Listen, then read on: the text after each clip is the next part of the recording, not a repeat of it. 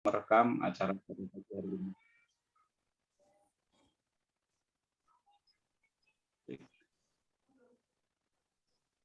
Terima kasih. Bismillahirrahmanirrahim. Assalamualaikum warahmatullahi wabarakatuh. Waalaikumsalam warahmatullahi wabarakatuh. Bismillah, alhamdulillah, salatu wassalamu ala rasulillah, Allahumma sholli ala sayyidina Muhammad wa ala ali sayyidina Muhammad.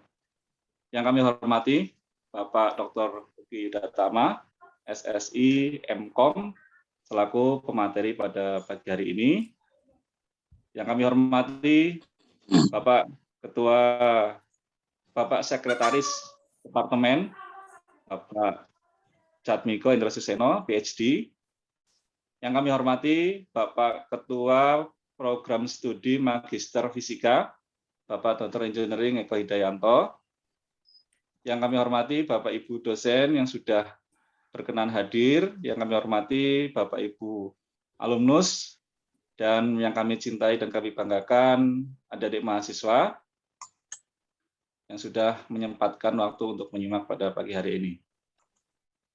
Bapak Ibu yang kami hormati dan kami banggakan, mohon izin saya, Fajar Arianto, Angkatan 2005, untuk menyampaikan rangkaian acara sekaligus memandu jalannya webinar Jendela Rumah Kita pada pagi hari ini. Yang pertama adalah sambutan, yang kedua adalah materi sekaligus diskusi. Dan sebelum masuk materi, Bapak Ibu, marilah kita berdoa menurut agama dan kepercayaan masing-masing. Berdoa dipersilakan.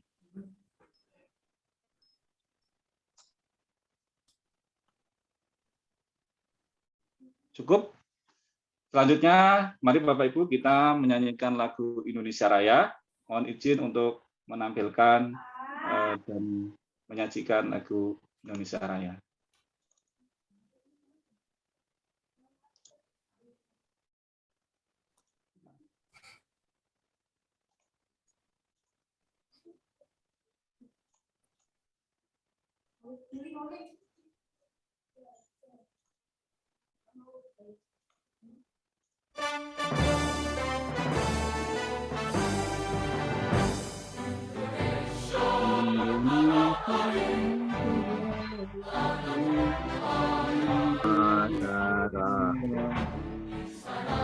Salah aku berdiri cari Bandung, Indonesia kebangsaanku,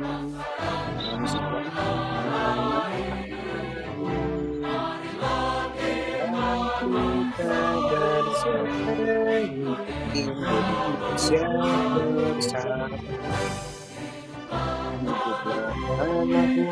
Hiduplah rakyatku semua, tenggelam jiwanya mendatangnya Indonesia Raya. Merdeka, merdeka, tanahku, negeriku yang cinta. Indonesia Raya, merdeka, merdeka. Indonesia Raya,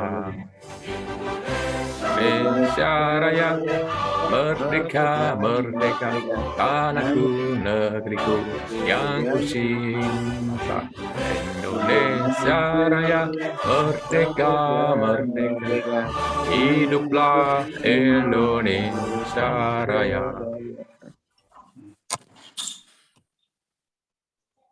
Terima kasih Bapak Ibu sudah berkenan menyanyikan lagu Indonesia Raya, mudah-mudahan meningkatkan spirit perjuangan kita semuanya.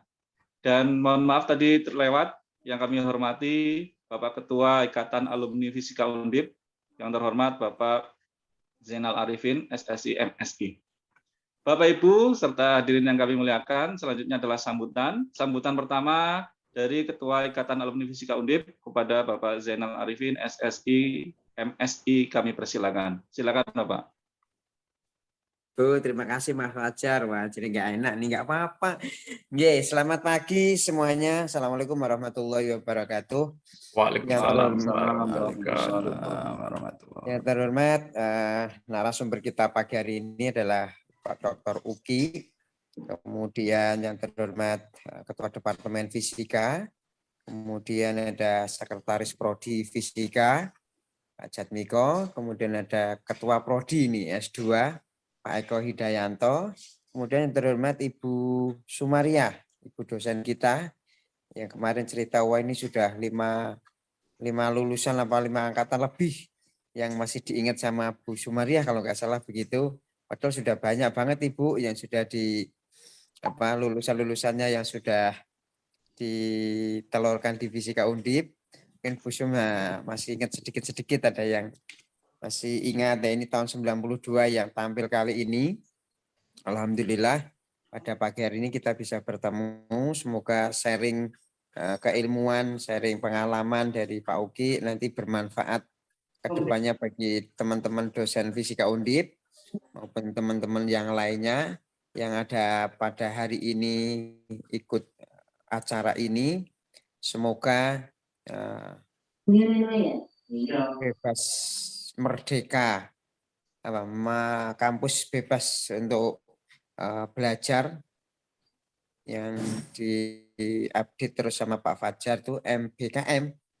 Merdeka Belajar Kampus Merdeka, ini jadi kontribusi kita untuk teman-teman yang sudah mahir di semua lini, berbagi ilmu, pengetahuan, dan keterampilannya, sehingga adik-adik mahasiswa kita nanti bisa menimba ilmunya dengan semakin luas wawasannya, sehingga nanti mereka senang passionnya selain di fisika itu apa saja.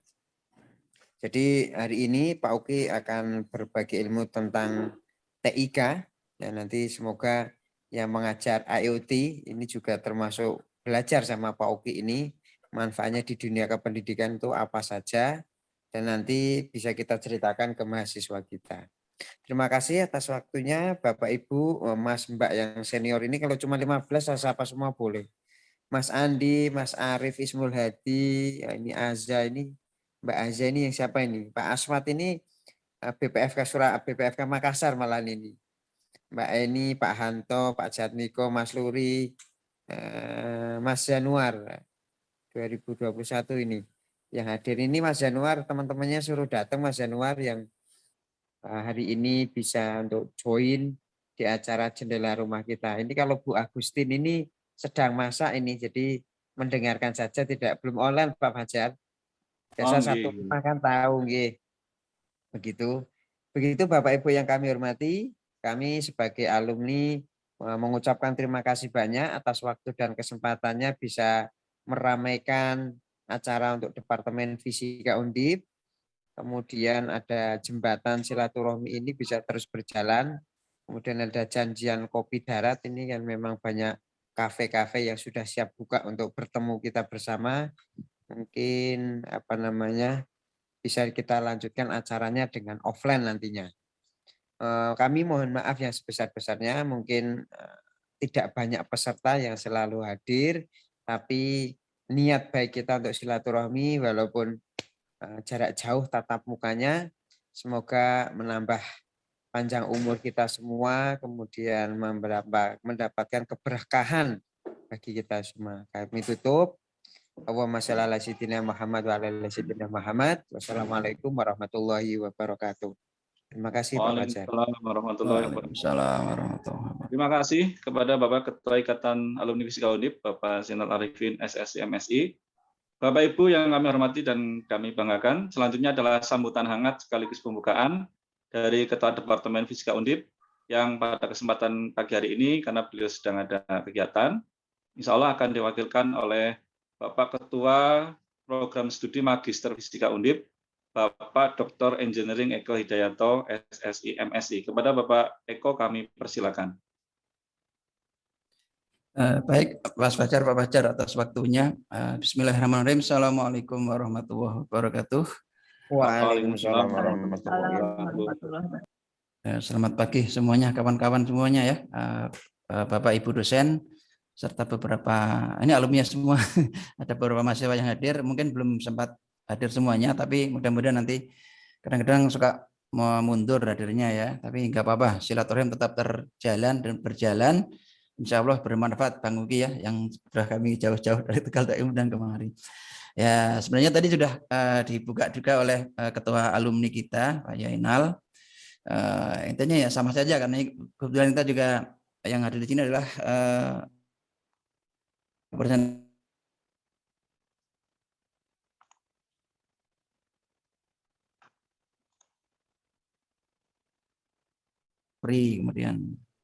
Andi Semayuti, Mas Andi, ada Mas Arief Ismul, ini Pak Rektor selamanya nih.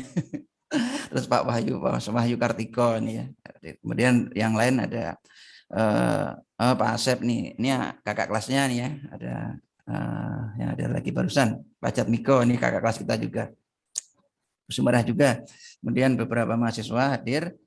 Terus ada dari BPFK ini ya yang hadir juga. Nah, semoga apa yang nanti akan disampaikan pembicara kali ini, Pak Uki, Mas Uki, Bang Uki ya kalian menyebutnya, tapi di sini kita sebut Pak saja karena ini kalau saya pribadi nyebutnya biasa ya Bang Uki saja.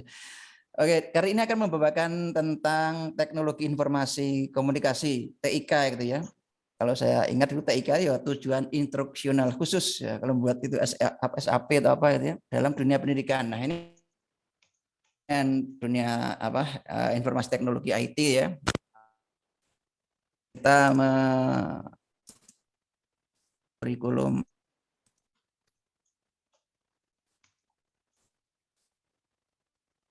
di tempat lain, apalagi di UMM Magelang yang jurusan ini ya di Pak Uki ya pasti ya sangat terlihat gitu ya. Bang Nuri ini ya seperti itu juga hal yang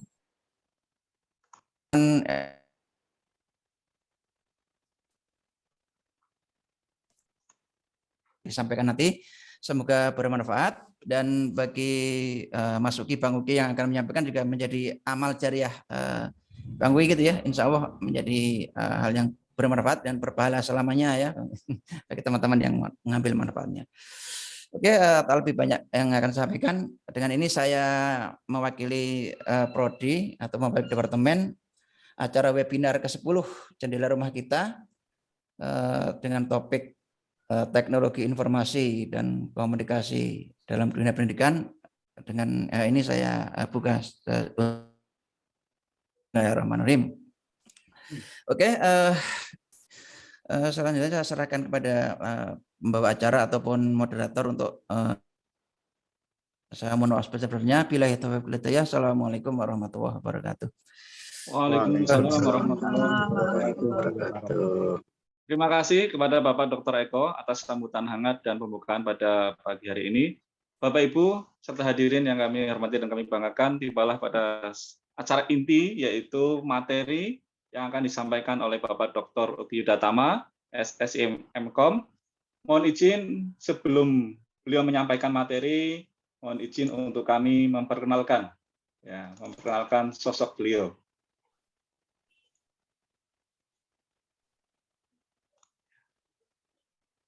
Beliau Bapak Dr. Uki Yudatama, SSI MKOM, alumni Fisika Undip angkatan 92, kemudian beliau menempuh pendidikan di Universitas Indonesia sampai gelar doktor dengan predikat cum laude. Wah, ini luar biasa sekali nih Pak Uki ini. Beliau saat ini berprofesi sebagai dosen di Teknik Informatika Universitas Muhammadiyah Magelang, Unima. Kontak beliau di 081577666699 atau dapat kontak melalui email uki@pos.com. Wah, ini sangat luar biasa. Sebagai peneliti akademisi, beliau memiliki H-Index Scopus 7 dengan citasi 101, H-Index Google Scholar 8 dengan kutipan 194, dan RG Score 15,22 dengan citasi 145. Pada tahun 2018, beliau mendapatkan predikat sebagai reviewer terbaik pada Jurnal Teknologi Informasi dan Teknologi Ilmu Komputer (JTIIK) dari Universitas Brawijaya Malang. Kemudian pada tahun 2020, beliau mendapat predikat Best Reviewer International Conference on Computer Science and its Application in Agriculture (ICOSICA) ya, dari IPB. Ini prestasi yang sangat luar biasa Bapak Ibu di bidang riset dan publikasi. Kemudian beliau juga aktif sebagai reviewer pada jurnal internasional bereputasi, diantaranya ada IEEE, kemudian Journal of Applied Research and Technology, JART, dengan Q2, Q1, kemudian yang ketiga Journal of Computer Science, JCS, Q4, yang keempat adalah Journal of Engineering Science and Technology, JSTEC, Q3, kemudian beliau juga aktif sebagai reviewer conference internasional dari ICTCE, kemudian beliau juga sebagai reviewer dari International Conference on Informatics and Computing, ICIC, 2019, Aptikom, dan Udinus Semarang, kemudian di SMIC tahun 2020, FMIPA UNJ, kemudian ada ICOSICA tahun 2020, yaitu International Conference on Computer Science and its Application in Agriculture dari MIPA IPB. Kemudian di International Conference of Computer and Informatic Engineering, IC2IE, tahun 2020 dari Teknik Informatika dan Komputer, Politeknik Negeri Jakarta. Nah, pada jurnal nasional, beliau juga aktif sebagai reviewer. Yang pertama dari Jurnal Sistem Informasi, Fasilkom, UI, ini Sinta 2. Kemudian ada Jurnal Rekayasa Sistem and Teknologi Informasi, RESTI, dari Sinta 2 juga. Kemudian yang ketiga ada Jurnal Teknologi Informasi dan Ilmu Komputer, JTIKK, dari UB, Malang, Sinta 2. Kemudian ada ICAIR, Sinta 2, ada Intensif, Sinta 2, ada Inista dari IT Telkom Purwokerto, Sinta 2, ada Dinarik Unsut, Sinta 3, ada SIP Forma Unika Semarang, Sinta 3, ada Sistemik UIN Surabaya, Sinta 4, ada JIM, ya, ada JIM Politeknik Kediri, ada Sentrin, ada Multinetics, ada Teknoin UI Jogja, Sinta 4, ada Jomis CSA, kemudian ada JRE dari Sinta 3, Sinta 3. Jadi pengalaman beliau dalam bidang publikasi dan riset pengembangan IT sangat luar biasa Bapak Ibu. Dan selanjutnya adalah materi yang akan disampaikan oleh Bapak Dr. Yogi Datama, SSI MKOM, dengan topik TIK, Teknologi Informasi dan Komunikasi dalam Dunia Pendidikan. Langsung saja Bapak Ibu kita sambut, inilah pemateri kita Bapak Dr. Yogi Datama, SSI MKOM. Kepada Bapak Dr. Yogi kami persilakan. Silakan Bapak. Oke, matur suwun Mas Fajar. Assalamualaikum warahmatullahi wabarakatuh. Yang kami hormati Ketua Departemen Fisika dan juga Ketua S2 Fisika, dan guru kami yang saya hormati Bu Sumaria, dan juga teman-teman semuanya dari berbagai angkatan, jadi angkatan 92, angkatan di atas, dan juga adik-adik angkatan yang saya banggakan. Jadi izinkan saya nanti bercerita ini ya. Jadi nanti saya tidak akan artinya ya presentasi, cerita sajalah yang ringan-ringan ya. Jadi mudah-mudahan nanti apa yang saya ceritakan ini ya bisa bermanfaat ya, bisa membuka, bisa menjadikan satu bahan pertimbangan, bahan referensi, khususnya karena ini bicara tentang TIK di dunia pendidikan. Jadi nanti Bapak Ibu yang terkait dengan pendidikan paling tidak artinya bisa menambah satu wawasan atau pengetahuan. Jadi yang saya sampaikan nanti terkait dengan cerita ini bukannya saya memiliki satu kemampuan yang lebih, saya ini juga artinya banyak kekurangan, banyak kelemahan, ya nanti kita artinya saling mengisi, saling memberi, bagaimana baiknya, artinya kalau kita bicara tentang nanti terkait dengan TIK. Karena memang untuk TIK ini sangat luas cakupannya, ya jadi sesuai dengan perkembangannya, apalagi di dunia komputer ini selalu cepat ya. Jadi bukan hanya tiap hari, bahkan mungkin tiap detik ya. Ini juga terkait dengan bidang informasi dan komunikasi. Baiklah Bapak Ibu dan teman-teman yang saya cintai, izinkan saya untuk men-share ya dari apa yang nanti akan saya ceritakan. Ya, mohon maaf untuk konfirmasinya, apakah bisa dilihat? Bisa Pak, bisa Pak. Sakit ya? Bisa Ya. sakit Pak. Ya, tersusun Bapak Ibu dan teman-teman semuanya. Jadi nanti yang akan saya ceritakan nanti terkait dengan TIK ya, Teknologi Informasi dan Komputer, atau mungkin bisa sering disebut ICT ya, Information Communication and Technology.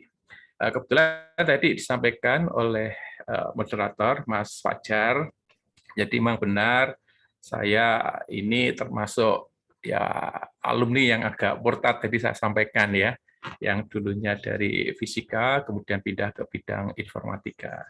Ini sebenarnya perjalanan bukan disengaja ya, karena memang waktu itu dalam satu kondisi tahun 98 kalau nggak salah ya. Jadi pada saat itu kan terjadi gejolak politik, ya adanya suatu krisis moneter, krisis kepercayaan, dan krisis segala macam di multidimensi, sehingga agaknya waktu itu saya memang kurang beruntung pada saat tahun 98 harus lulus ya. Jadi cerita saja, jadi untuk mencari pekerjaan juga agak susah.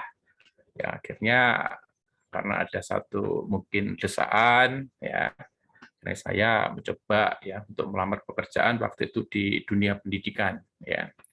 Di dunia pendidikan, tapi modal saya waktu itu kalau hanya untuk mohon maaf ya di fisika, itu kan kebetulan waktu itu saya ngambil bidang di elektronika, sehingga waktu itu di bidang pendidikan itu yang lagi tren waktu pada saat itu sedang hangat-hangatnya ya, itu ada bidang di komputer. Kemudian melalui bidang fisika yang artinya berbau elektronika dan bidang sistem digital ya, dengan modal itu akhirnya saya masuk, jadi saya mengajar sistem digital. Kemudian dalam perjalanannya memang setelah sistem digital karena masuk dalam satu institusi di bidang komputer, mau nggak mau akhirnya saya ikut ya, terbawa arus untuk pelajari bidang komputer. Nah, itulah dari satu perjalanan, kemudian studi di bidang komputer S2 sampai S3. Ya. Nah, saat ini saya menjadi dosen di Teknik Informatika di Universitas Muhammadiyah Magelang, dan kebetulan juga ini juga agak sedikit melenceng ya. Kebetulan saya diberikan amanah di Biro Pengembangan Sumber Daya Manusia ya di Universitas Muhammadiyah Magelang. Jadi terkait dengan hal-hal pengembangan, termasuk perekrutan, termasuk nanti mengistirahatkan ya, apalagi yang pensiun itu, ini juga artinya ada di bidang kami di Biro BSDM. Nah, itu cerita singkatnya ya Bapak Ibu atau mungkin teman-teman yang saya banggakan. Terkait TIK ini ya, saya akan cerita bahwa memang sekarang ini masyarakat kita pada umumnya itu tidak lepas dari dunia digital ya. Kalau melihat dari satu gambar ya, ini di dunia pendidikan, bahkan di dunia sosial, bahkan di dunia budaya, ini tidak lepas ya. Jadi masyarakat kita memang sekarang sudah familiar ya. Jadi kalau kita melihat misalkan di dunia pendidikan ini sebagai manual base-nya ya, biasanya berkumpul ya, jadi kopdar ya secara langsung. Ini juga berlaku ketika terjadi satu proses belajar mengajar ya. Nah, kemudian di dunia pendidikan ada satu perkembangan, artinya kita tidak perlu melakukan satu pengajaran lewat secara fisik. Apalagi pada saat kemarin ini ya, 2 tahun terakhir ya, saat adanya satu pandemi. Ya, di pandemi akhirnya memungkinkan kita untuk melakukan satu kegiatan proses belajar mengajar ya dengan menggunakan daring ya. Jadi perangkatan elektronik ya bisa digunakan menggunakan HP atau mungkin juga komputer atau PC atau mungkin laptop. Kemudian di dunia sosial juga seperti itu ya. Jadi saya sampaikan ya, jadi kopi darat ya. kita biasanya bertemu, kumpul-kumpul, ya. Sehingga di sosial ini kadang kita bisa melalui WA. Ya, meskipun di WA itu kadang hanya grup, hanya 8 ya dibatasi, kita juga bisa menggunakan fasilitas-fasilitas yang lain seperti Skype, Line, atau fasilitas conference seperti Zoom, Webex, atau mungkin juga MS Teams. Kemudian di budaya, ya kita lihat ini ada satu pasar tradisional. Ya, ketika kita mungkin belanja, Bapak Ibu atau Ibu-ibu ini ya, yang suka gemar berbelanja ya di mal-mal, ya itu biasanya memilih barang, ya, memilih sesuatu yang diinginkan sesuai dengan kebutuhan, harus datang ke mal. Ya sekarang ada satu pergeseran budaya, kita bisa melakukan satu belanja secara online tanpa tatap muka, ya. Dan platform-platformnya sekarang sudah banyak sekali ya, yang mungkin Bapak Ibu saya yakin sudah familiar, ada Shopee, ada Lazada, dan lain sebagainya. Nah, disinilah jadi kita bisa melihat bahwa aspek kehidupan itu ternyata memang tidak lepas dari satu penggunaan atau mungkin pemanfaatan teknologi informasi dan komunikasi, atau sering kita sebut dengan information and communication technologies.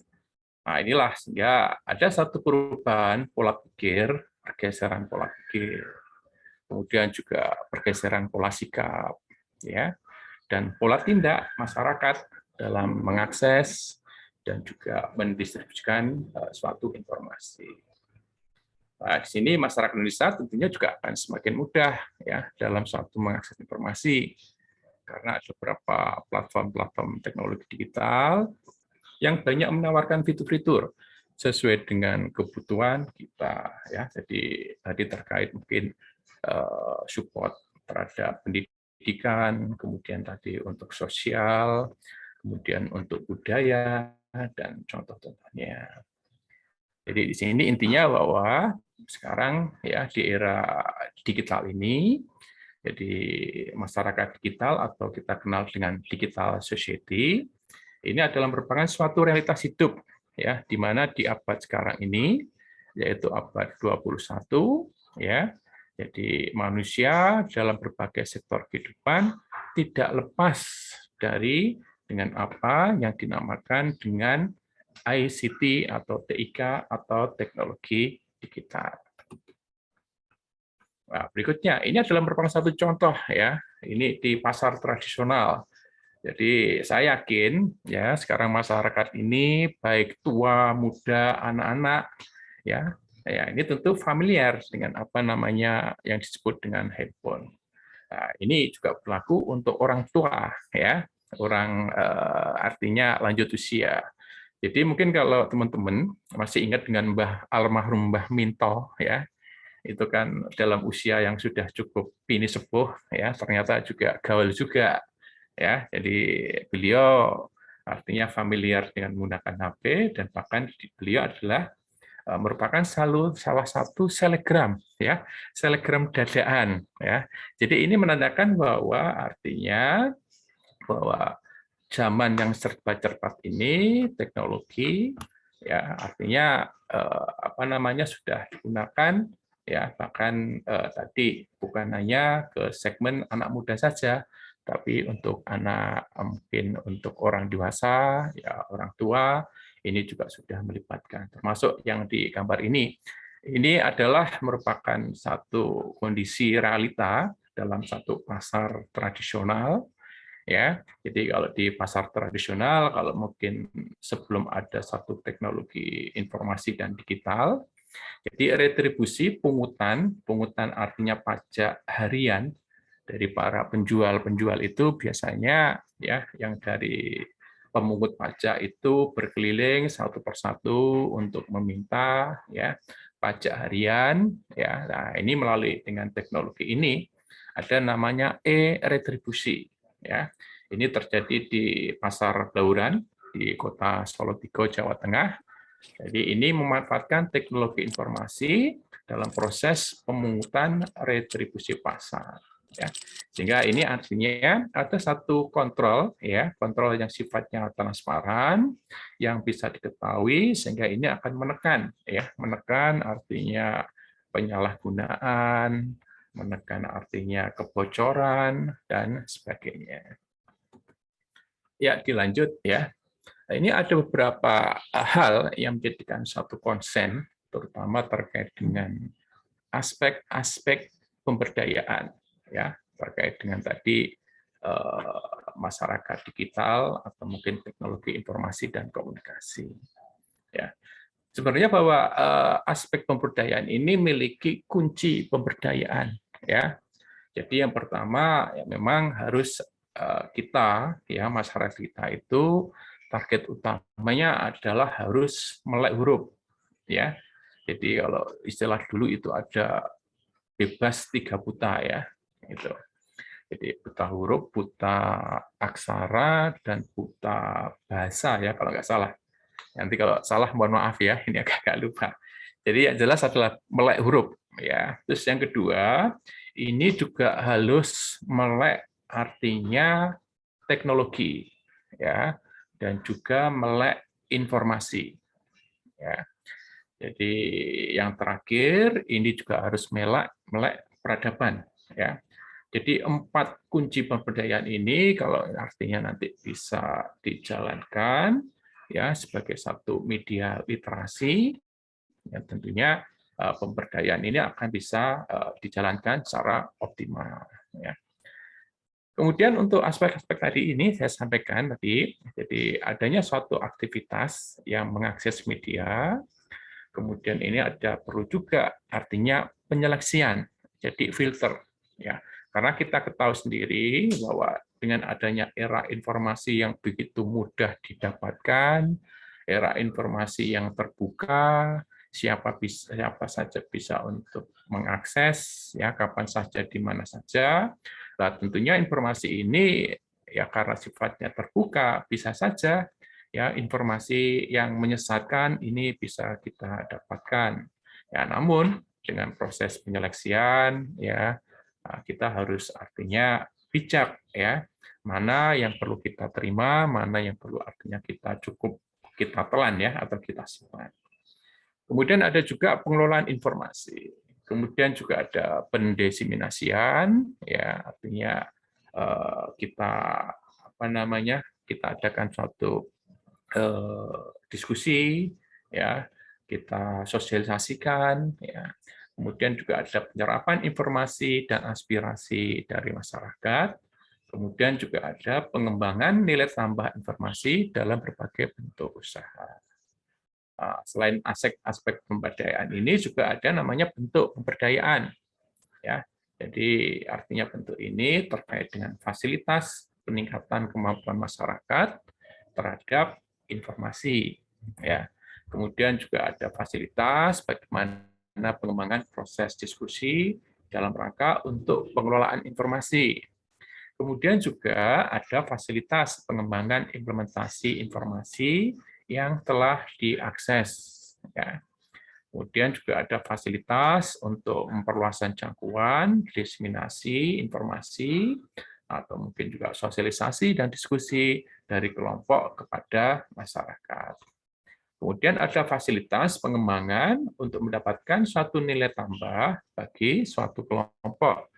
Dan juga bentuk pemberdayaan, yaitu fasilitas kemitraan dengan berbagai sumber daya, informasi, serta penyelenggaraan kompetensi antar kelompok. Nah, ini sebagai satu bentuk atau penjelasan akses informasi yang dapat dilewatkan melalui internet.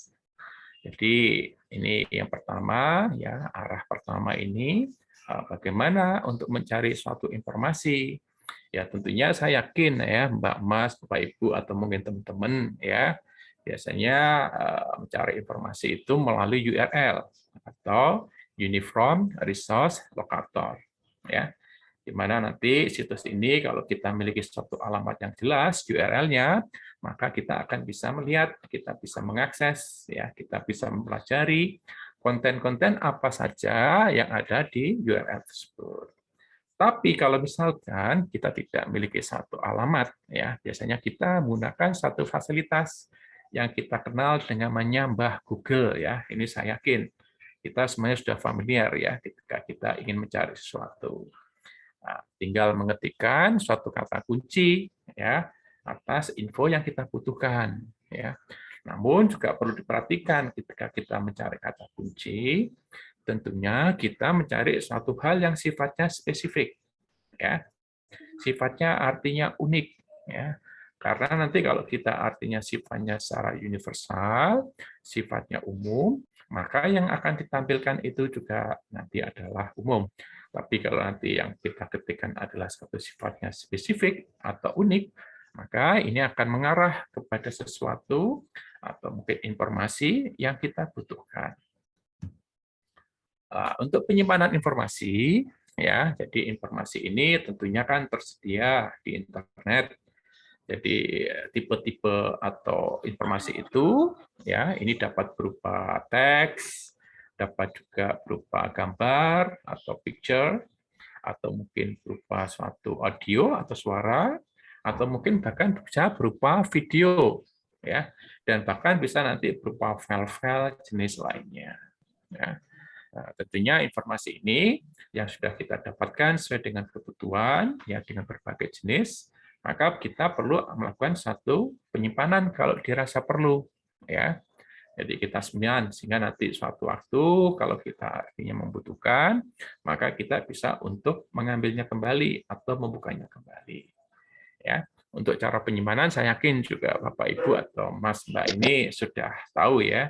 Jadi bisa melalui copy paste atau mungkin juga melalui download atau mungkin mengunduh. Nah, ini ada beberapa hal yang bisa dilakukan dari pemanfaatan dari satu internet. Ini bisa berupa kita melakukan suatu diskusi, ya. Jadi diskusi kalau dulu memang ya kita menggunakan mailing list, ya. Jadi atau mungkin email ya. Email itu kan sifatnya terbuka. Tapi kalau yang mailing list kita buat satu kelompok yang artinya sevisi, ya, sepemahaman ya dari beberapa kolega-kolega yang kita masukkan dalam satu mailing list. Atau mungkin sekarang ya dengan menggunakan satu media sosial atau jaringan sosial. Jadi saya yakin ya Facebook, WA, Instagram, kemudian ada Line, ada Telegram dan sebagainya.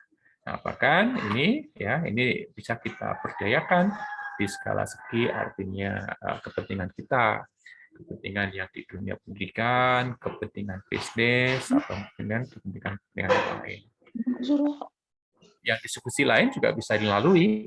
Jadi kita setelah adanya satu pandemi, jadi pandemi juga artinya bisa memberikan satu manfaat ya hikmah ya diantaranya ya saya yakin ya ini teman-teman yang dulu belum mengenal Zoom terus jadi kenal Zoom, yang belum mengenal MS Team kemudian mengenal MS Team ya ketika melakukan suatu kegiatan ya misalkan tadi proses belajar mengajar, proses diskusi, ya, proses pengenalan produk, proses publikasi, dan sebagainya.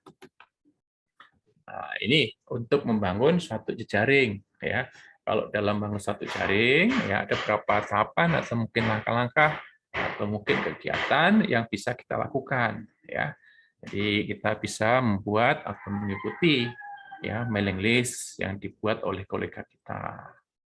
Ya. Jadi mailing list ini bisa antar bidang studi, atau mungkin juga bidang bisnis yang sama, atau mungkin bidang sesuatu yang artinya memiliki satu visi dan misi yang sama pula. Ya tentunya ya ini juga membutuhkan satu fasilitas ya. Jadi kalau misalkan kita ingin membuat satu web, ya, buat satu blog, ya yang nantinya ini bisa memberikan satu bentuk informasi tentang apa yang ada pada diri kita bisa tadi saya sampaikan ya mengenalkan produk kita bisa mengenalkan siapa diri kita atau mungkin kita bisa memberikan satu informasi yang terkait dengan apa yang kita miliki atau sesuai dengan kompetensi kita. Yang berikutnya tentunya ya dengan melalui suatu rangkaian ini menjadikan kita menjadi aktif untuk melakukan suatu penulisan, ya, atau kita aktif dalam suatu forum, ya, baik itu forum artinya tadi terkait dengan mailing list, terkait dengan diskusi, atau aktif kita menulis tentang web atau blog yang ada di kita dalam rangka nanti untuk pembaruan atau mungkin pemutakhiran dari apa yang kita lakukan atau kita punya. Kemudian untuk menyebarkan informasi ini, ya seperti kita ketahui, ini banyak ya melalui aspirasi yang tadi bisa kita sampaikan, baik melalui sosial media, ya WA, Facebook, Instagram, web, atau mungkin juga tadi email secara berkala, kemudian juga ini mailing list, ya atau mungkin hal-hal yang lain. Nah, ini ada satu pendayagunaan ya internet. Jadi ada beberapa hal yang harus kita lakukan. Yang pertama, kita harus memiliki satu konsisten ya. Jadi konsistensi ini sangat penting sekali. Kemudian juga kita melakukan satu update berkala ya. Kalau kita misalkan artinya ingin ya dari satu web yang akan kita publish atau kita ingin artinya mengikuti satu perkembangan, misalkan kalau kita di dunia bisnis ya, seperti tadi disampaikan ada salah satu teman kita ya melakukan satu artinya bisnis ya, dengan membuat satu apa namanya barang ya yang unik. Nah, ini tentunya juga perlu ada satu update ya, atau hal-hal misalnya kita juga ada satu publikasi, ada satu pemikiran, atau mungkin ada satu tulisan ya. Kemudian perlu ada satu membangun komunikasi. Jadi komunikasi ini sangat penting sekali. Jadi kita bisa membangun komunikasi dengan beberapa kolega, bahkan kita membuka ya dari beberapa mungkin teman ya. Nah, ini sangat penting. Kemudian terkait dengan komunikasi tentunya ini akan berefek ya, artinya kita mengembangkan suatu jejaring ya. Jadi jejaring ini sangat perlu karena memang sangat perlu ya karena memang karena dunia informasi itu sangat cepat dan kemampuan kita tentunya kan tidak sama ya. Artinya kita memiliki satu keterbatasan. Jadi melalui satu jejaring ini ya paling tidak kita akan mendapatkan suatu tambahan pengetahuan, ilmu, pengalaman dan sebagainya. Kemudian juga kita artinya perlu ya untuk meningkatkan suatu ekstensi ya. Jadi kita memperkuat suatu branding ya. Branding ini artinya ya apa namanya ekstensi kualitas diri kita baik secara personal bahkan maupun secara kelompok. Jadi kalau kita artinya memiliki satu branding yang baik, branding yang kuat ya, tentunya ini juga akan memberikan satu dampak yang positif ya. Kemudian jangan lupa ya, ini yang sering dilupakan ketika kita melakukan satu kegiatan di internet, yaitu etika berinternet. Jadi bijak dalam bermedia sosial ya, karena memang ini sangat perlu ya, jangan sampai artinya apa yang kita lakukan nanti berdampak negatif, bahkan nanti bisa berdampak pada ujung di ranah hukum ya, karena memang sekarang undang-undang ITE ini juga apa namanya ya sangat nyata realisasinya ya dalam satu bentuk penegakan. Nah, sekarang kita bicara tentang ICT dalam dunia pendidikan ya. Jadi high quality industry standard technologies within reach of teachers and studies. Jadi ini adalah merupakan satu standar teknologi industri dalam kualitas tinggi ya dalam kaitannya dalam satu ranah ya penelitian ya dari seorang pengajar kepada siswanya atau kepada muridnya. Nah, sini kita bicara tentang ICT ya. Jadi ICT ini sebenarnya kita melihat ya kalau di gambar sebelah kanan, dan ini terkait dengan teknologi informasi ya. Jadi bagaimana informasi ini ya terkait dengan teknologinya. Kalau dulu informasi kan secara manual ya, dari mulai zaman prasejarah kemudian sampai yang sekarang ini ya. Kemudian ada teknologi komunikasi ya. Ini juga terkait dengan informasi. Jadi kalau ketika kita sudah melakukan satu komunikasi ya dengan beberapa orang atau mungkin kolega, tentunya kita akan mendapatkan satu bentuk informasi. Sama nanti bagaimana media, ya teknologi yang nanti akan kita gunakan. Ya, jadi media ini sebagai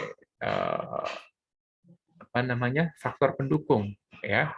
Jadi media-media ini ya tentunya nanti sebagai fasilitator bagaimana nanti kita mendapatkan suatu komunikasi dan nanti pada akhirnya kita mendapatkan suatu informasi yang akan kita butuhkan. Dalam SCT ya di sebelah kiri ini ya ini ada 4C ya yang menjadikan suatu pertimbangan ya.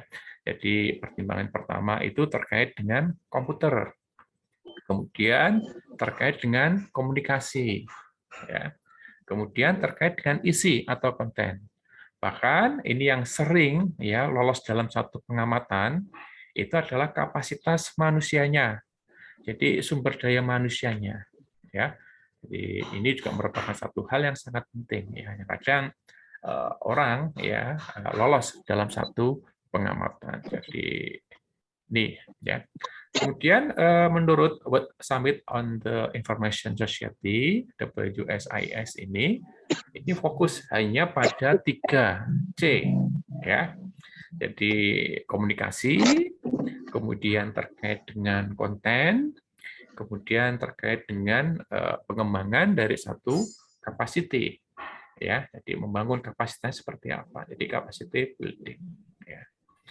Dan lebih sedikit lagi ya, jadi ini hal yang sebenarnya bahwa komputasi itu kita kenal ya, ada satu perangkat keras, kemudian nanti bagaimana bahwa perangkat keras ini ya yang kita dapatkan, kalau dulu mungkin dalam suatu ukuran kita masih memandang mahal ya, tapi kalau dalam sekarang ini kayaknya hampir semua ya memiliki perangkat keras khususnya komputer, sehingga ini saya yakin ya, ini bukan merupakan satu hal yang mahal, apalagi kalau nanti ini artinya kita mendapatkan dari satu kinerja komputer yang cukup baik dengan performa yang tinggi, artinya kemahalan ini bisa terimbangi atau terbayarkan. Nah, ini ada beberapa ya hal yang terkait dengan keutamaan dalam suatu apa namanya di dunia pendidikan yang berbasis TIK ya. Jadi ini saya yakin ya, ini kemarin beberapa waktu lalu kita artinya pandemi ya. Kita melakukan satu artinya proses belajar mengajar atau mungkin kita melakukan suatu pekerjaan ya, work from home ya di sini. Ini kebetulan karena kita bicara di dunia pendidikan ya, maka ini sebagai satu sampel contohnya ya. Ya, karena di dunia pendidikan itu tidak lepas dari suatu proses bisnis yang isinya adalah mahasiswa, kemudian dosen, dan institusi. Ya, ini ya, Mas, Mbak ya. Jadi karena memang fokusnya di sini. Ini sebagai satu contoh, jadi ini adalah merupakan e-education, jadi elektronik edukasi, jadi pendidikan. Kita melihat dari satu gambar ini, ya. Ini bagi mahasiswa, ya. Kalau kita melihat ya pengajaran yang fleksibel ini, kalau kita melihat di sini ya, ini ada seorang pengajar ya, kemudian ada siswa atau mungkin mahasiswa, ini pengajar dosen, kemudian menyampaikan satu materi ya, materi di sini. Ya. Nah, dengan melalui satu TIK tentunya kita melihat ya, artinya semua ya apa yang dilakukan dalam suatu proses untuk mahasiswa mencari satu informasi, bahkan mencari satu referensi, ya, ini bisa hampir 24 jam kali 7. Jadi hampir full, ya. Gitu. Karena apa? Karena tadi konsep saya yakin ya, konsep yang umum dalam kita menggunakan satu TIK itu karena kapan saja, di mana saja, dan bisa dilakukan oleh siapa saja, ya. Ya, lain kalau misalkan dalam suatu pembelajaran sifatnya artinya kelas. Jadi mungkin kalau kita kuliah ya itu sesuai dengan jam mata kuliah yang diampu ya tentunya dalam satu proses pelajaran ya pada saat kita jam pelajaran itu di ruangan ya. Tapi kalau dalam satu proses ini dengan TIK ini ya kita belajar mencari satu referensi. Karena pengalaman waktu dulu saya kuliah ya, sekitar tahun 90-an ya, untuk mencari referensi itu agak susah, jadi harus ke perpustakaan secara fisik ya, kemudian mencari katalog modal-modal gitu ya, kemudian datang ke sana kemari, ternyata juga apa namanya katalog yang kita dapatkan itu ya artinya tidak up to date ya, jadi perlu artinya kemudian berburu ya, hunting ke perpustakaan satu ke perpustakaan lain, bahkan sampai ke luar kota ya.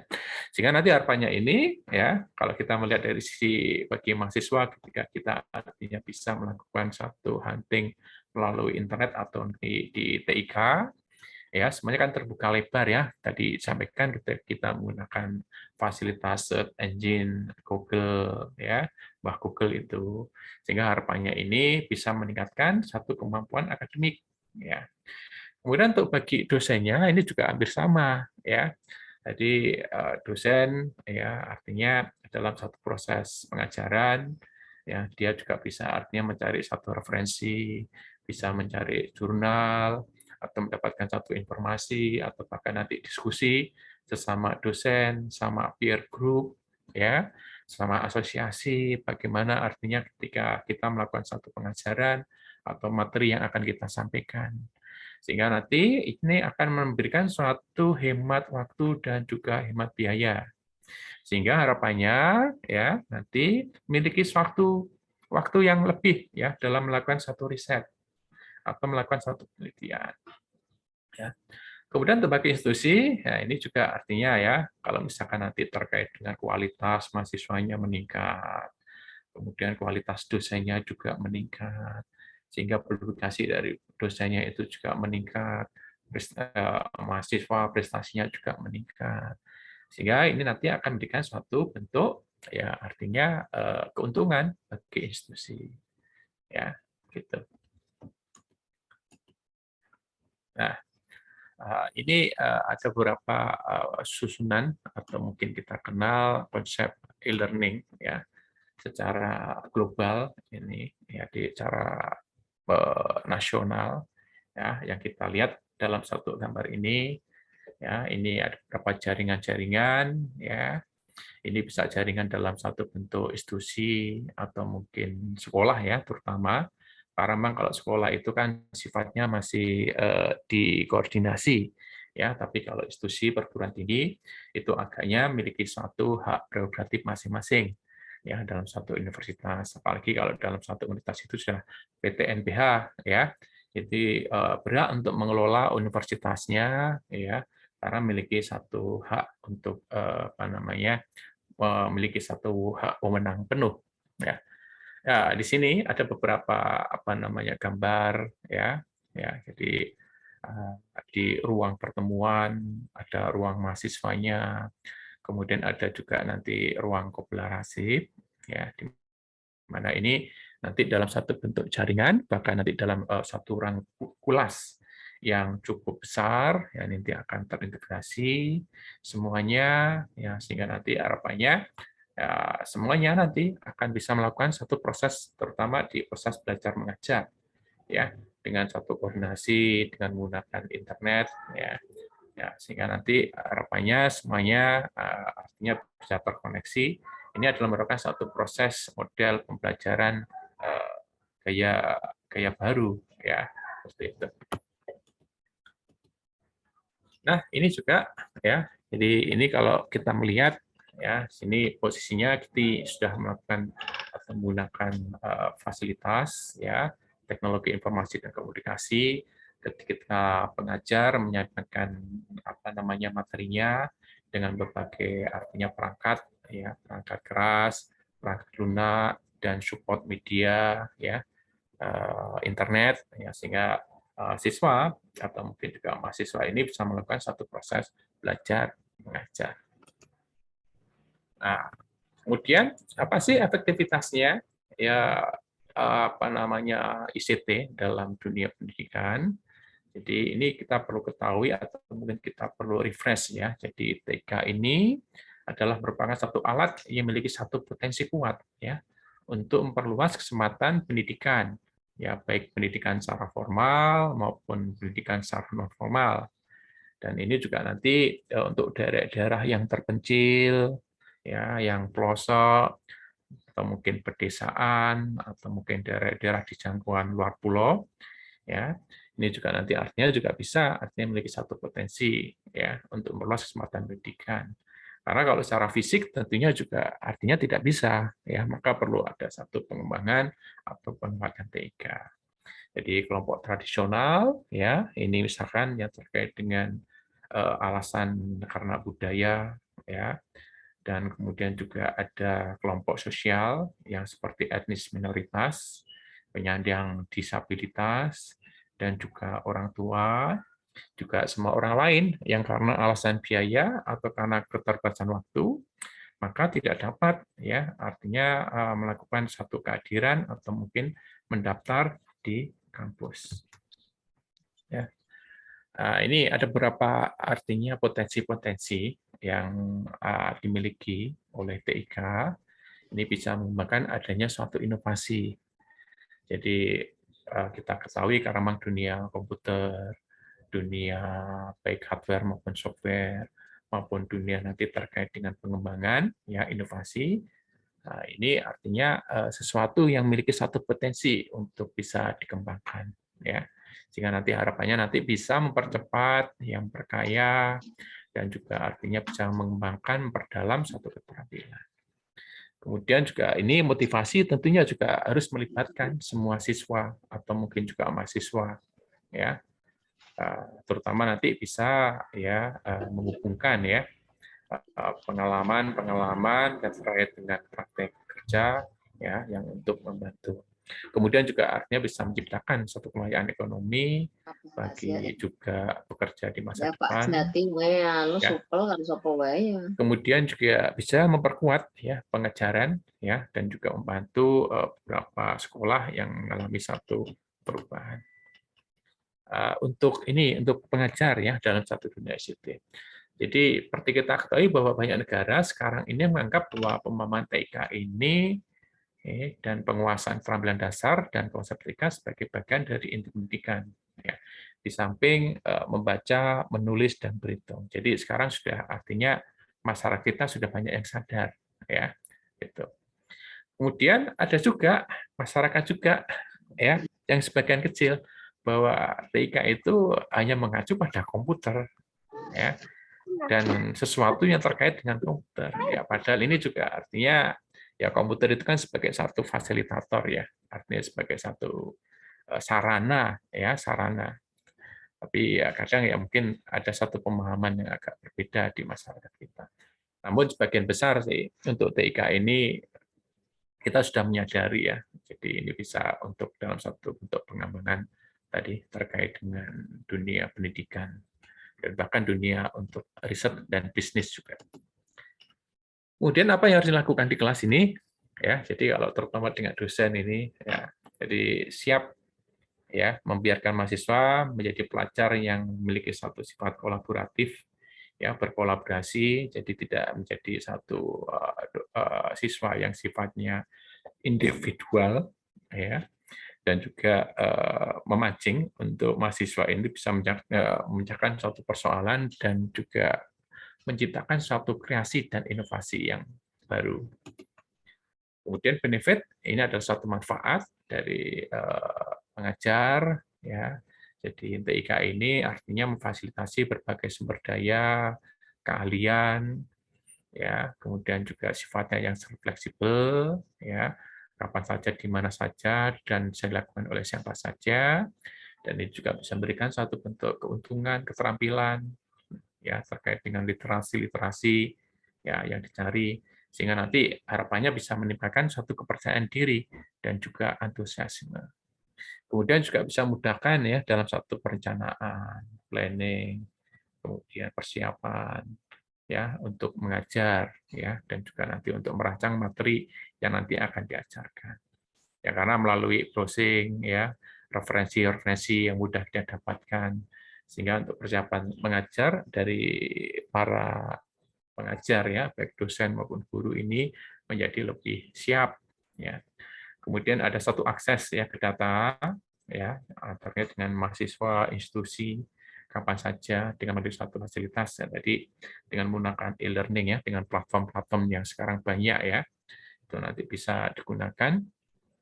Kemudian juga mahasiswa pada umumnya lebih pada tugas dan mengekspresikan perasaan yang lebih positif ketika mereka menggunakan komputer daripada ketika mereka diberi tugas lain untuk dilakukan. Jadi agaknya kalau mahasiswa ini diberikan satu tugas dengan difasilitasi komputer, itu agaknya agak lebih bisa untuk mengeksplorasi ya, lebih bisa artinya dia mengekspresikan karena apa yang akan dilakukan, apa yang nanti akan dicari, semua fasilitasnya ada semua. Kemudian penggunaan komputer ini selama pelajaran ya, ini bisa memberikan satu motivasi kepada mahasiswa untuk terus ya untuk menggunakan pembelajaran ya baik di luar jam kelas. Kemudian sedangkan untuk manfaat dari murid atau mungkin siswa ataupun mahasiswa ini, jadi pelajaran nanti harapannya bisa lebih berkualitas ya tinggi, tadi melalui satu kolaborasi ya kerjasama ya sharing ilmu ya antara dosen ya dengan muridnya sehingga nanti bisa memberikan satu perencanaan dalam menyiapkan suatu sumber daya manusia terutama mahasiswa yang berkualitas. Kemudian pengembangan keterampilan ini juga tadi terkait dengan ejaan kata, bahasa, tanda baca, pengeditan, serta kelancaran, originalitas, dan elaborasi. Jadi mau nggak mau kalau kita artinya menggunakan TIK ini ya dipaksa untuk membaca, dipaksa mungkin juga kadang bahkan memperhatikan hal yang terkecil, baik itu teks maupun kadang juga gambar. Ya, ini. Kemudian mendorong, ya ada satu dorongan untuk belajar mandiri, ya dan juga aktif, ya serta tanggung jawab untuk belajar. Nah, ini ya tidak dapat kita pungkiri ya karena dengan melalui artinya belajar, ya dengan TIK, dengan menggunakan fasilitas komputer dan juga internet, ini mahasiswa menjadi lebih mandiri, ya bisa mengeksplorasi tentang apa yang akan dibuat. Ya.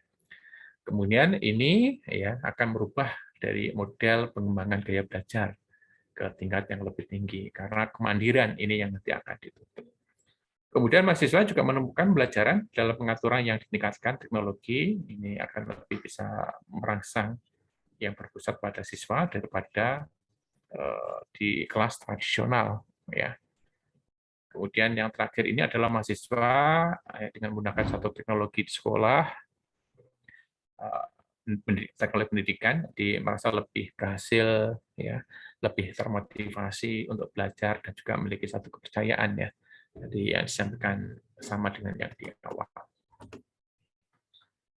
Nah ini terkait dengan apa ya dosen harus dapat membantu mahasiswa menjadi pembelajar yang kolaboratif. Jadi dosen ini harus bisa memberikan satu artinya trigger ya memancing mahasiswa untuk bisa belajar lebih kolaboratif, kemudian ada satu problem solving atau menyelesaikan satu masalah, kemudian bagaimana artinya menciptakan satu kreativitas ya melalui pemberdayaan penggunaan TIK, sehingga nanti harapannya mahasiswa ini ya menjadi satu warga ya atau mungkin pemuda atau jadi harapan ya.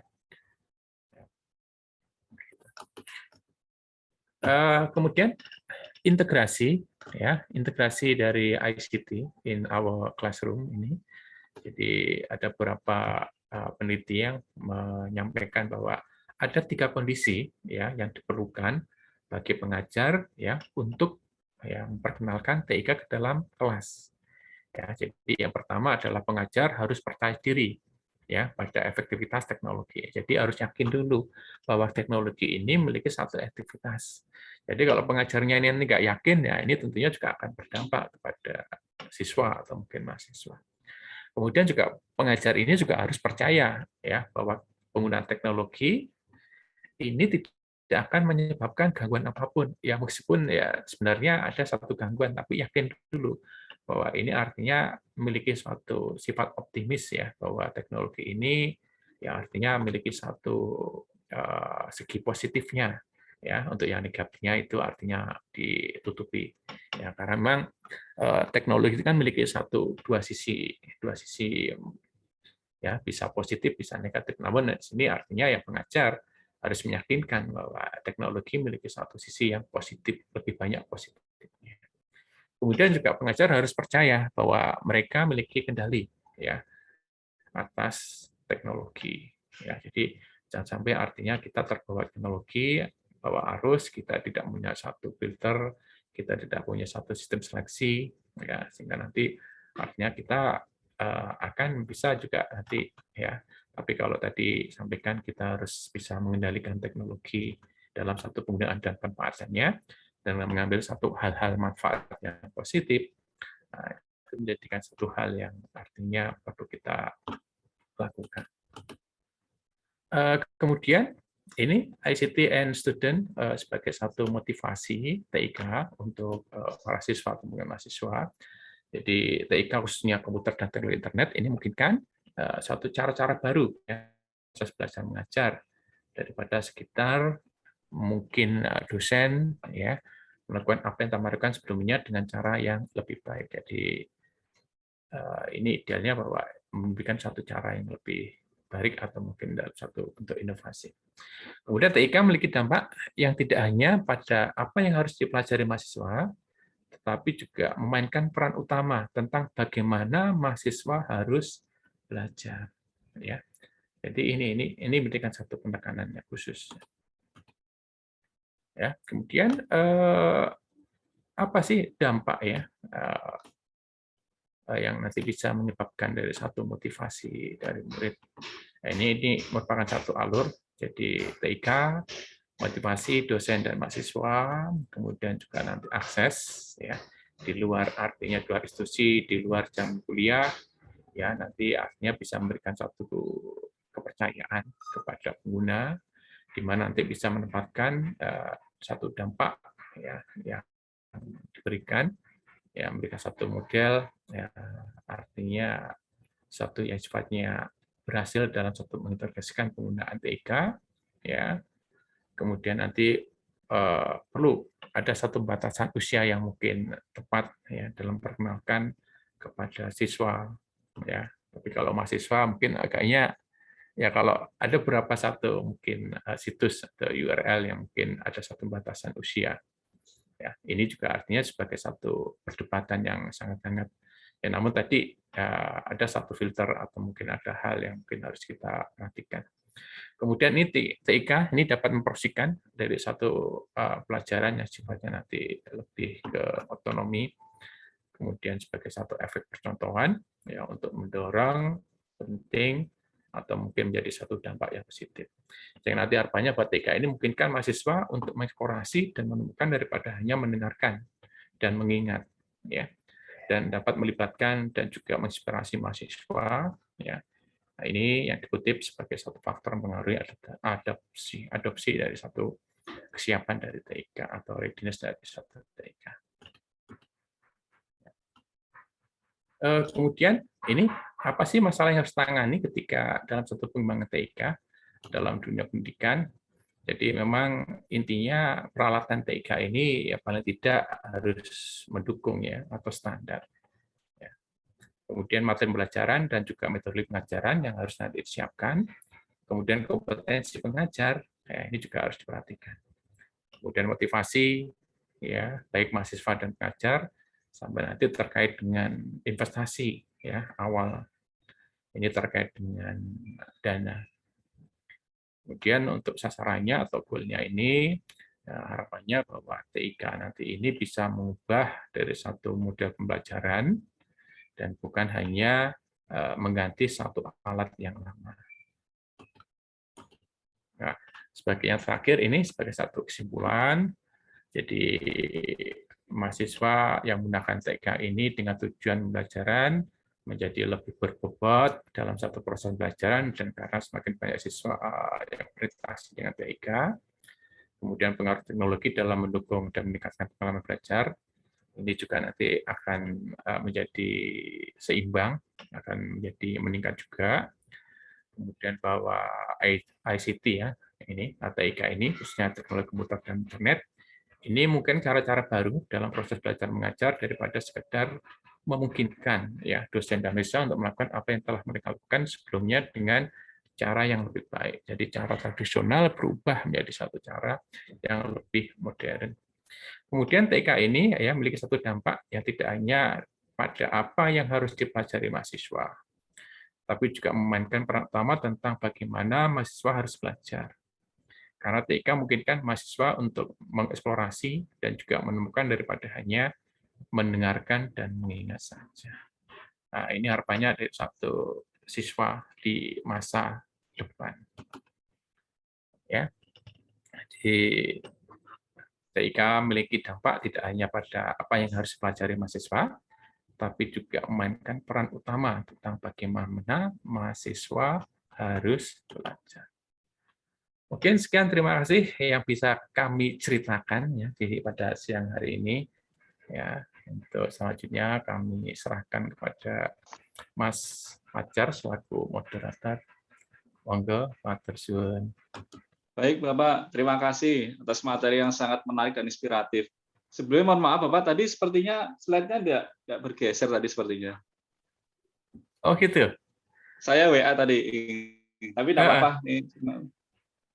Atau mungkin hanya di laptop saya mungkin, tidak tahu saya. Iya, ini kalau saya tadi ini, iya bergeser, tapi nggak tahu ya. Tapi yang lain gimana ya? Iya, masih tidak bergeser, tapi pikir slide itu terakhir juga Pak Ugi. Oh, narasinya gitu. banyak banget gitu. PowerPoint-nya satu, narasinya banyak. Makasih Pak Fajar. Iya, saya nggak baca karena tidak slideshow, jadi artinya semuanya tampilannya secara penuh. Tapi nggak tahu ternyata apa namanya, ternyata slide-nya cuma hanya di pertama ya. Yang berikutnya nggak. Pertama dan yang terakhir. Saya WA tadi yang warna biru tadi, yang tentang keutamaan pendidikan berbasis TIK gitu. Itu mulai berhenti. Iya, mulai berhenti itu Mas ya. Di situ Bapak. Oh gitu ya. Nggak tahu ini mungkin karena sinyal apa gimana ini ya. Saya nggak paham ya. Tapi nggak apa-apa Bapak, ini sangat menarik. Ini sudah ada pertanyaan ini. Iya. Yang pertama dari Bapak Asep. Ini. Iya. Jadi saat ini kan sedang ramai tentang berita Crazy Rich itu Bapak. Oh ya. Yang kayak mendadak dalam waktu 3 bulan, bahkan ada yang 3 bulan. 3 tahun itu ya, betul. Nah, begitu. Nah, itu menggunakan konsep Bitcoin. Nah, itu sebenarnya konsep Bitcoin itu apa nih Pak? Karena beberapa negara kata beliau itu melarang gitu. Iya. Melarang Bitcoin. Jadi manfaatnya itu apa, bahkan mungkin kerugiannya apa dari Bitcoin. Terima kasih Bapak. Iya, terima kasih ya. Jadi saya mencoba untuk menjawab ya, karena memang untuk hal seperti ini tadi crazy risk itu. Bahkan tadi di awal ketika saya tadi di awal ya, saya buka-buka itu ada kayak mendadak melalui ini selfie ya. Jadi melalui selfie itu beberapa menit dia foto-foto, ternyata dia secara tidak sengaja nggak tahu itu kemudian dapat transferan ya. Nah, transferan ini menjadikan satu apa namanya ya rezeki mendadak yang rezeki. Kemudian terkait dengan Bitcoin ini ya ini sesuatu yang artinya ada satu apa namanya ya satu sisi positif dan ada satu sisi negatif. Jadi masih dalam satu bentuk kontra ya. Jadi Bitcoin ini kan kayak model satu investasi ya. Investasi seperti kita mungkin kalau nggak salah ya, kalau yang saya pahami itu kayak permainan apa namanya investasi dolar ya. Jadi hanya memanfaatkan apa namanya itu kenaikan apa namanya indeks saham ya, kayak indeks saham lah maksud saya seperti itu.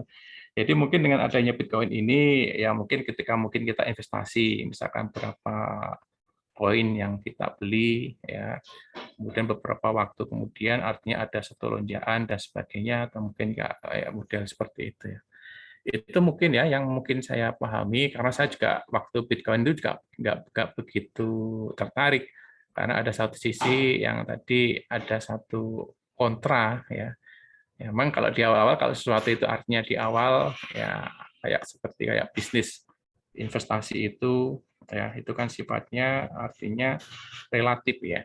Ada yang mungkin apa namanya bisa memberikan satu manfaat atau mungkin bisa memberikan satu keuntungan. Ya. Itu yang mungkin ya. Jadi yang bisa saya sampaikan, jadi Bitcoin ini kan termasuk fintech ya, jadi financial technology.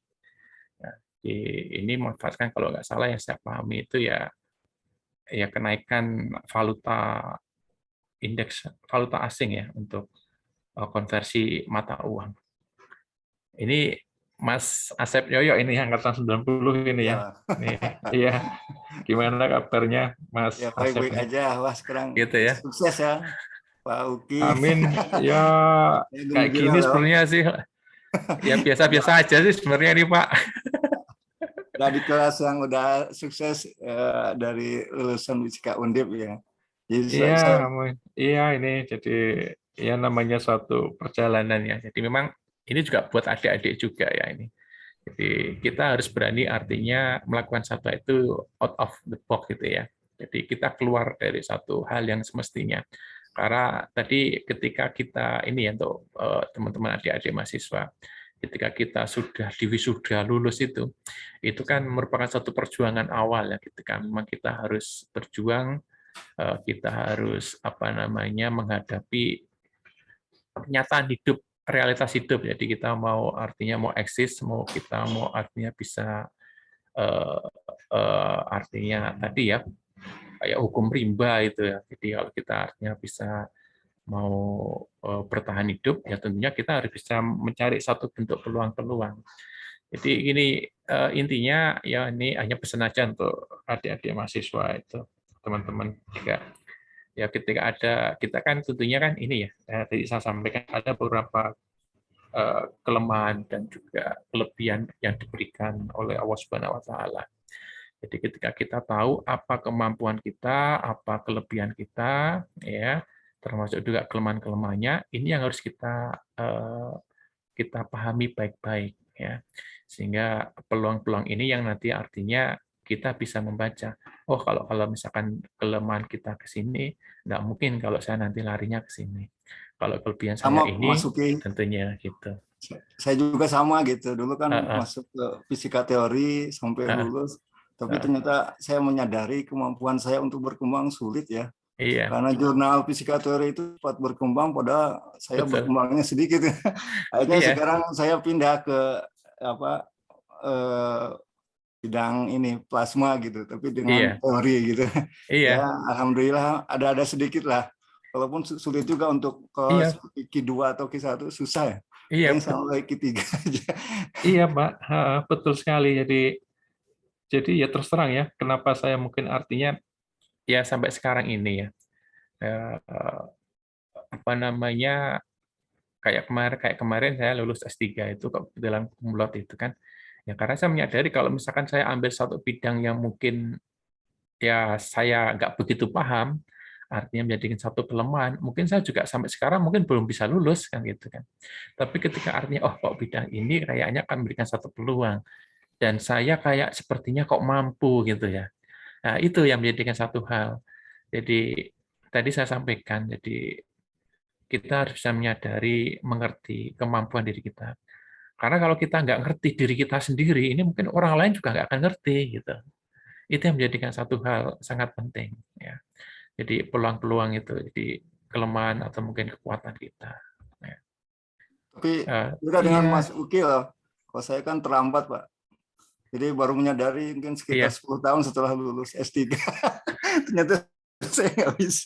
Jadi hanya saya pindah aja lah ke plasma dengan kalau dari fisika teori tentang apa. Iya, masih belum terlambat itu Pak.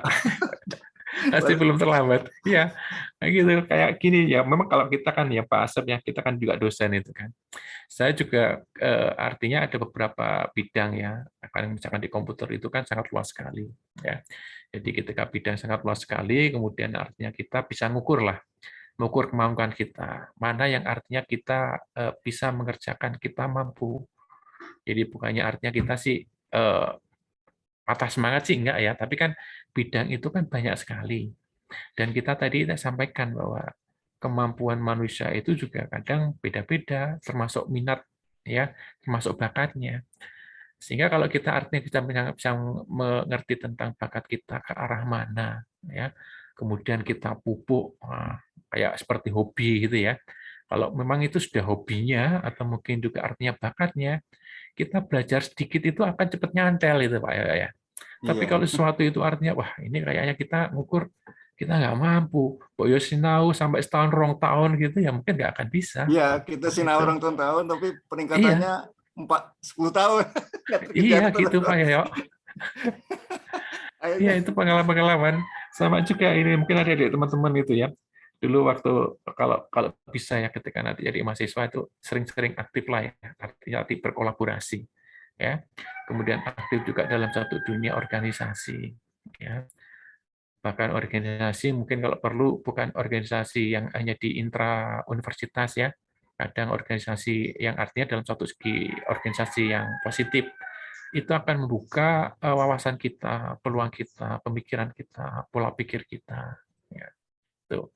Jadi bagaimana artinya memanajemen, bagaimana menghadapi sesuatu, menghadapi orang, dan juga bagaimana artinya bisa berpikir, merencanakan, ya itu yang penting. Karena saya yakin bahwa ya di dunia misalkan di dunia pekerjaan kayak gini ya, bahkan mungkin kita di dosen, itu kadang tugas dosen mengajar itu paling hanya berapa persen. Tapi kadang kita juga artinya dituntut juga ya, artinya terkait dengan bidang administrasi, bidang juga nanti terkait dengan struktural, bidang juga nanti terkait dengan pengembangan dan sebagainya, bahkan hal-hal yang lain. Nah, itulah yang kadang kita itu artinya kalau hanya sebatas pemahaman tentang bidang disiplin ilmu itu kayaknya agak kurang juga. Ya. Jadi tadi bagaimana artinya menyiapkan planning, ya kemudian juga menghadapi orang, ya kemudian menarik ulur, ngemong gitu. Nah ini fungsi ngemong ini kadang juga ini nggak ada sesuatu ilmunya ya. Jadi ngemong itu ya ngomong sama teman, kemudian ngomong mungkin yang lebih tinggi dan sebagainya. Ya, makanya perlu ada satu komunikasi dan juga kadang ya ada satu trik atau mungkin strategi-strategi yang di luar yang kadang di bidang keilmuan kita itu tidak kita dapatkan. Mungkin gitu ya Pak Asep Yoyo itu ya.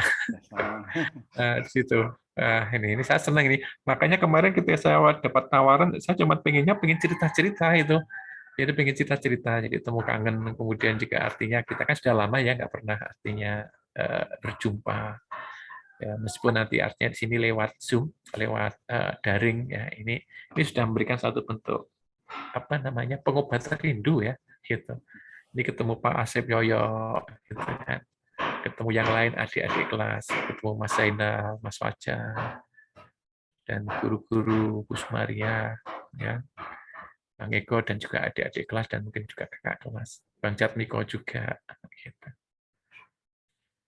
Oke gitu, Mas Fajar. Ini ceritanya malah cerita yang agak di luar, tapi memang ini ya cukup senang saya itu suasana ini.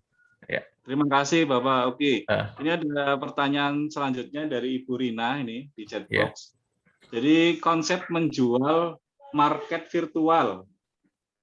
Market virtual itu kepemilikannya bagaimana nih Bapak? Tapi bawahnya kan menjual lahan. Maksud barangkali Bu Rina dapat konfirmasi Bu Rina? Metaverse. Metaverse ya, ini pertanyaannya susah-susah ini kayaknya ya. Kita bicara tentang dunia pendidikan sama dunia marketing ini. Ya itu kan, kalau tadi kan Bitcoin, tapi iya, ada Metaverse ya. Oh, nah, gitu. Metaverse itu kan sekarang kan juga banyak dipasarkan kan. Nah, itu tuh terus kalau orang beli itu gimana ya? Apa ya? Terus kepemilikannya atau apanya? Jadi kan kok banyak orang beli gitu loh, tak pikir. Itu segimana ya? Iya, itu termasuk investasi itu ya, Bu ya. Termasuk investasi ya. Pikirannya enggak gitu loh. Iya, kadang gini ya. Wah, ini kalau masalah investasi ini saya juga kadang khawatir ya. Jadi kan karena banyak investasi-investasi yang sifatnya ya ada yang bodong, ada yang menipu, ada yang hal-hal yang artinya masih dalam satu pertentangan ya. Jadi memang banyak sekali itu, bahkan apa namanya orang-orang pintar pun juga kadang juga terbelasuk gitu kan. Jadi kalau saya melihatnya gini ya Mbak ya, kalau ada sesuatu yang mungkin sifatnya agak kok ganjil dan aneh dan sesuatu yang artinya tidak masuk dalam satu logika ya, kayaknya kok ngiming-ngiming ya. Misalkan kita investasi misalkan 5 juta, dalam 2 bulan, dalam 1 bulan kita dapat transferan 1 juta. Nanti 2 bulan 2 juta. Terus kan kita kadang berpikir ini ya, wah nek aku 5 juta kok 1 bulannya dapat gini, tak tambahin lagi gitu kan. Nah, tambah lagi ya, dia dapat gitu. Tapi kok pada dalam satu bentuk akhir 1 tahun ya, sampai nanti artinya dia tuh sudah masukkan 100 juta. Kok dilalah ya, kok ada masalah padahal dia itu artinya akumulasi yang sudah diberikan ke dia itu hanya sampai 20 juta ya. Jadi kan masih rugi 80 juta gitu. Ya kadang satu hal pancingan-pancingan satu bentuk investasi yang sekarang itu wah marak dilaksanakan. Tapi yang terkait itu mungkin saya juga begitu paham. Ya, gimana Mbak? Saya kan kayak di Bitcoin tuh ya. Bitcoin kan coba beli gitu. Setelah sekian waktu harganya kan naik gitu kan, dapat untung gitu kan. Betul. Cuman kan jual belinya kan di situ. Gitu kan. Terus yang dibeli di situ, saya tuh herannya kok termasuk saya tuh kok iseng gitu ya. Kok laku gitu loh. Itu terus piye? Sekarang masih nggak, Bu? Masih. Sekarang masih? Masih juga mendapatkan satu keuntungan? Masih. Oh, gitu ya. Lah itu ya, sekarang itu metaverse itu. Nah, jadi belilah lahannya tuh virtual gitu loh. Iya. Lah itu saya masih nggak bisa membayangkan lahan virtual itu terus kayak ngopo ya. Gitu loh. Nah, saya mau tanya tuh kalau dari segi ilmu itu sebetulnya gambaran lahan virtual kayak apa ya? Kalau cuma Bitcoin itu nggak masalah ya, itu kayak orang jual apalah, it's fine. Cuman sekian poin nggak terlalu itu. Cuman itu worth it gitu. Cuman kan agak tanda petik ya, gitu loh. Cuma nggak tahu lah. Sekarang giliran metaverse ini saya membayangkan lahan virtual tuh gambarannya tuh piye ya? Apa cloud kah atau apakah gitu? Iya. Ya mungkin saya hanya sebatas artinya mengira-ngira saja ya Bu ya, karena saya juga nggak tahu secara paham bisnis itu seperti apa. Jadi kadang bisnis ini sekarang dengan menggunakan apa namanya dalih ya, dengan virtual, dengan dalih apalah itu kan, itu kadang juga memberikan satu bentuk inovasi atau satu bentuk kreasi. Ya kalau saya menganggap ini bisa aja nanti artinya sebagai satu simbolik ya. Jadi kalau kita bicara lahan virtual itu ya lahannya mungkin lahan simbolik, masih dalam satu bentuk apa namanya, bukan dalam satu bentuk jadi. Dan barangkali juga mungkin yang mengembangkan bisnis ini ya sebenarnya juga punya lahan, tapi mungkin lahan orang atau mungkin lahan kerjasama atau mungkin lahan yang mungkin masih diperjuangkan ya. Ya, gitu itu kan. Jadi ada itu loh. Jadi dia kayak itu kan kayak saya nggak tahu tuh kelas entah apa. Jadi betul-betul it's not real online gitu ya. Iya. Jadi itu ada kayak ruko kayak apa di ruko itu gitu ya, kita mau jual apa gitu. Misalnya jual beras, tapi itu juga semua virtual. Jadi kayak game, kayak kita main game yang membangun kerajaan atau membangun negara gitu loh. Tapi ini jadi real, nggak sekedar game gitu loh. Oh, gitu. Tapi kok ya guys yang tuku yo, tapi aku tuh ditawarin nggak berani. Maksudnya itu murah. Kenapa tinggal berdua? Iya. Ya itulah Bu, kreasi orang ya, artinya untuk membuka satu bisnis atau tadi ya banyaklah model-model bisnis yang terkait dengan pemanfaatan TIK yang sebenarnya itu sebagai satu pengembangan ya dari yang bersangkutan gitu kan. Nah, nanti kalau misalkan ada satu permasalahan, nah itu nanti baru apa namanya blow up. Ya sebenarnya yang tahu bisnis model proses bisnisnya ya yang bersangkutan itu sendiri ya. Jadi ketika bisnis itu diciptakan dengan beberapa konsep itu. Atau mungkin Mas Luri ini sebagai praktisi ini kalau hal seperti ini barangkali mungkin bisa bantu saya ini. Aku kan nggak paham kayak Mas gitu Luri. toh. Tapi kan sekarang kan trennya ke sana loh, kayak film-film futuristik itu loh. Iya. Ngomongin ini itu ceritanya panjang sekali. Sekarang kan kita hanya melihat hasilnya, oh ada orang dapat duit sekian miliar, sekian triliun. Tapi kan sekarang, tapi kita nggak tahu apa yang dilakukan orang itu selama sekian belas atau tahun-tahun sebelumnya. Contoh yang kemarin terkenal Gosali. Di belakang ada orang bangun, jadi kalau busuk maaf. Gosali Effendi yang kalau nikahnya namanya Gosali Everyday. Kan mulai dari 5 tahun yang lalu. Bukan sesuatu instan. 2 bulan, 3 bulan itu effort konsistensi yang dia lakukan. Kita wajib menghargai itu.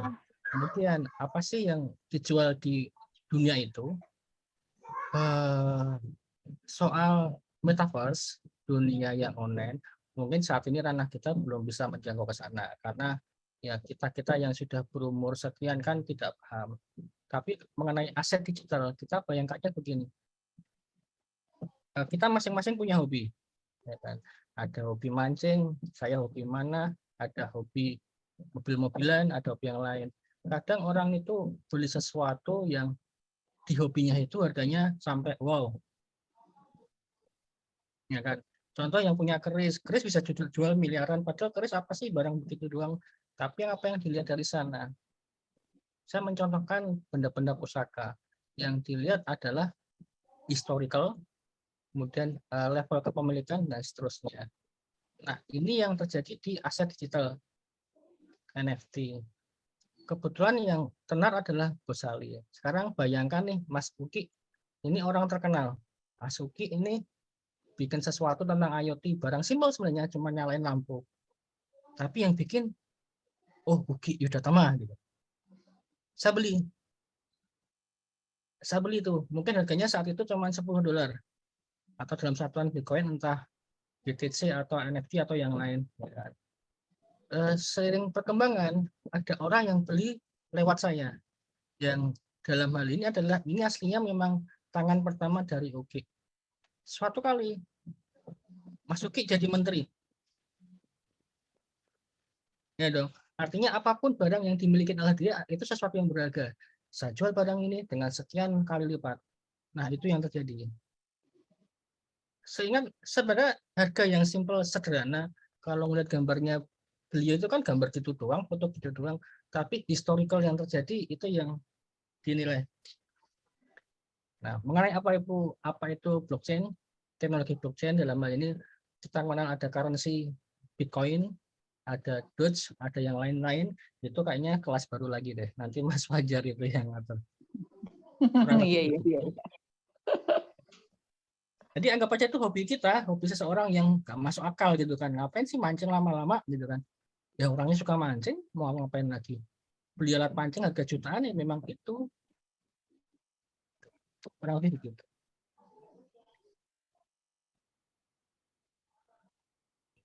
Oke, matur suwun Mas Luri ya.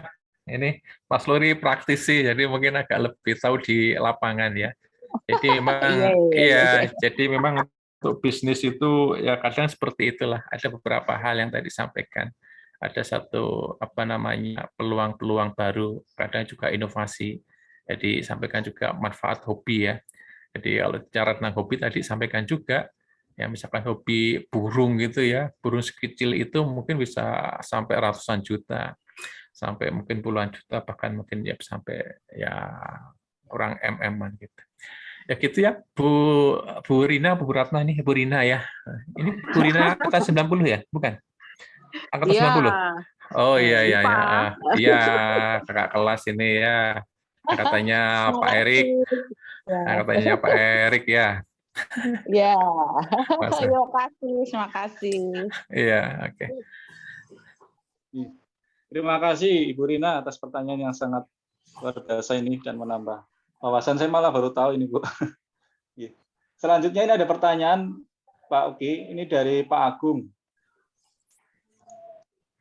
Halo, Pak Uki. Ya, masuk. Pak Agung. Pak Agung bertanya, untuk institusi sendiri, apakah lebih baik menggunakan layanan IaaS, PaaS, atau cukup SaaS jika mengoptimalkan fasilitas cloud computing? Wah, ini juga susah juga pertanyaannya ini ya. Iya, ini saya baru tahu kalau IaaS dan PaaS ini ya. Ini barangkali mungkin ada yang bisa bantu saya ini.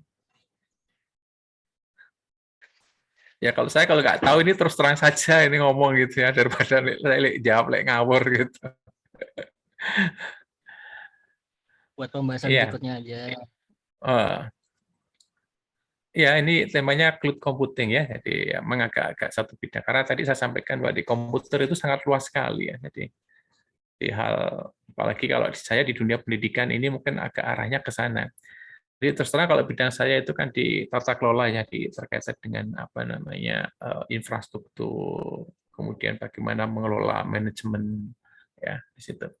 Jadi materi saya sampaikan juga sih. Jadi peluang-peluang yang mungkin tadi saya sampaikan ada satu kelebihan dan juga ada satu kelemahan. Kenapa tadi saya ambil artinya satu bidang tadi tata kelola itu? Ya karena passion saya kayaknya kok mengarahnya ke sana ya sudah kan gitu. Tapi ya memang tidak sampaikan begitu banyak luasnya keilmuan. Ya. Ini ya Mas Agung ya mohon maaf ya. Ini terus terang saya nggak begitu memahami IaaS dan PaaS. Ya, jadi nanti kalau saya jawab salah nanti malah menjerumuskan saya nanti malah berdosa. Ya. Ya, ini Pak Oki saya juga. Saya juga bingung sebenarnya karena kalau di contoh-contohnya saya baca di internet itu kan kayak Microsoft Azure atau Azure itu kan maksudnya apa gitu, apakah kalau yang software as a service kan kayak kita pakai emailnya Google gitu, jadi apakah itu lebih baik pakai platform sendiri atau pakai platform yang sudah ada gitu, ya gitu sih sebenarnya. Iya, oke. Pengajaran apakah lebih baik atau memang pakai yang cloud saja misalnya. Kalau istilahnya macam-macam tapi kayaknya kontennya gitu sih intinya. Nyuwun sewu nih. Iya, oke ya. Saya dipahami ini ya, Mas ya. Ini angkatan berapa ini Mas Agung ini? Ya 99, Pak. Oh, 99 ya. Iya. Jauh ini berarti ya. Iya, oke. Boleh nambahin sedikit? Iya, silakan. Silakan. Ini tentang IaaS, SaaS dan PaaS. Levelnya kita lihat urutannya dari SaaS, kemudian PaaS, platform as a service, kemudian infrastruktur as a service. Kalau software as a service ini seperti kita menyewa aplikasi, menggunakan aplikasi orang. Kita pakai Google Cloud, dalam hal ini pakai Google Sheet, kemudian Azure-nya lebih ke Office 360, itu adalah layanan software as a service. Jadi kalau saya punya aplikasi, misalkan aplikasi kependidikan, kemudian saya sewakan ke Undip, nah itu adalah layanan software as a service. Saya menyewakan software. Segala macam tetek bengek seperti bagaimana developernya itu urusan dari penyedia software-nya. Nah, kalau platform as a service ini seperti yang disediakan oleh Google Cloud, Amazon, kemudian Microsoft di Azure. Mereka menyediakan platform-platform yang ada di dalamnya. Seperti kita kenalnya kalau di dunia hosting ada namanya VPS. Mereka punya kontainer. Mereka punya database server, nah mereka punya seperti itu. Nah yang disediakan adalah server-servernya, kontainernya. Nanti ada istilah apa itu kontainer? Nah, kontainer bukan kontainer truk ya, tapi kontainer itu adalah virtual server. Docker ya? Iya betul. Bisa Docker. Nah kalau infrastruktur as a service, saya punya gedung, isinya sudah ada colokan untuk networknya, sudah ada bandwidth-nya, sudah ada sistemnya, development-nya, ada infrastruktur manajemennya. Nah, kita sewakan ke Undip. Soal nanti diisi server apa, itu terserah dari Undip. Bedanya di situ. Kurang lebih ini. Yang simpel seperti itu. Gila, kalau lebih kampus tuh punya yang mana Mas? Atau yang lebih murah yang software as a service mungkin ya? Tergantung pada targetnya mau akan seperti apa. Apakah akan ada development atau tidak, apakah merasa ingin aman dengan datanya, ataukah sekalian punya semuanya. Kalau hanya pengen cepat, yang penting ada aplikasi akademis cepat selesai dipakai orang, ya pakai aja SaaS. sekarang ini sudah banyak penyedia layanan SaaS untuk akademis. Tinggal pakai, udah nggak bikin development, bagaimana servernya, yang penting bayarnya bayar bulanan atau tahunan untuk kontrak sekian lama. Tapi jika ingin mengcustom sendiri, ini nggak cocok kalau SaaS. Mending pakai yang pasnya, tapi bukan pasnya, bisa di server manapun. Intinya development terserah dari tim dari Fisika Undip dalam hal ini. Mau nambahin apapun bebas, mau suka-suka development kita. Tapi datanya di mana? Kalau masih pakai PaaS, artinya kontainernya di cloud, bisa di hosting Indonesia, bisa di Amazon, bisa Google Cloud, itu kan data di luar. Apakah di dalam data tersebut ada kredensial data? Contoh, nama, nomor induk kependudukan, NIK, tanggal lahir, nama ibu kandung. Seperti kalau itu ada di luar, berarti berbahaya, bisa terjadi data breach. Paling aman, ya IaaS, infrastruktur as a service. Tapi mau dipakai buat apa kalau pengen udah punya gedung server sendiri? Kalau dipakai sendiri, itu cost-nya sangat besar. Bayar listriknya, AC-nya, belum bayar gedungnya. Jadi disesuaikan dengan target yang akan dicapai apa. Kalau saya sebagai vendor, saya akan menyarankan software as a service biar nyewa ke saya. Agak income buat saya kan gitu. Tapi kalau saya sebagai pemilik sistem, saya minimal adalah PaaS. Semua aplikasi saya bangun sendiri. Data ada di saya sendiri. Kurang lebih begitu, Mas Uki. Ya. Terima kasih Mas Luri, Mas Uki, Pak Uki. Matur suwun Pak Luri. Wah, ini Pak Luri memang istimewa ini ya dari segi aplikasi dan juga pembangun satu sistem ya. Memang Pak Luri ini waktu kuliah ini S1 itu memang jagonya ya itu. Iya, tapi lulusnya paling lama ya. Itu perdalam Pak. Memperdalam.